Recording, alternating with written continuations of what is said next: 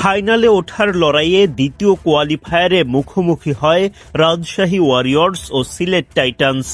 Toss জিতে আগে বোলিংয়ের সিদ্ধান্ত নেন সিলেট অধিনায়ক মেহেদী হাসান মিরাজ।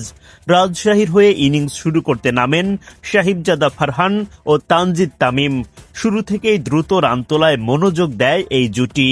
৪১ রানে গিয়ে প্রথম উইকেট হারায় রাজশাহী। সালমান ইরশাদের বলে আউট হন সাহিবজাদা ফারহান। ২১ বলে ৪টি ৪ ও একটি ছক্কায় তিনি করেন ২৬ রান। পার্টনারকে হারালেও আক্রমণাত্মক ব্যাটিং করতে থাকেন তানজিদ তামিম। তার ঝড়ো ব্যাটিংয়ে দাপট দেখাতে থাকে রাজশাহী, কিন্তু নাসুম আহমেদের ফাঁদে পা দিয়ে ইনিংস বড় করা হয়নি তামিমের। ১৫ বলে ১-৪ ও ৪টি ছক্কায় ৩২ রান করেন তামিম। দলীয় ৬২ রানে দ্বিতীয় উইকেট হারায় রাজশাহী। রাজশাহীর অধিনায়ক নাজমুল শান্তর উইকেট তোলেন সিলেটের অধিনায়ক মেহেদী হাসান মিরাজ। ১০ বলে মাত্র ৭ রান আসে শান্তর ব্যাট থেকে।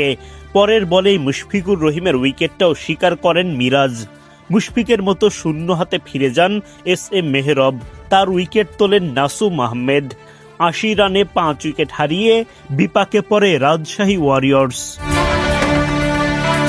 তবে রাজশাহীর সেই বিপর্যস্ত অবস্থা থাকতে দেননি জিমি নিশাম ও কেইন উইলিয়ামসন।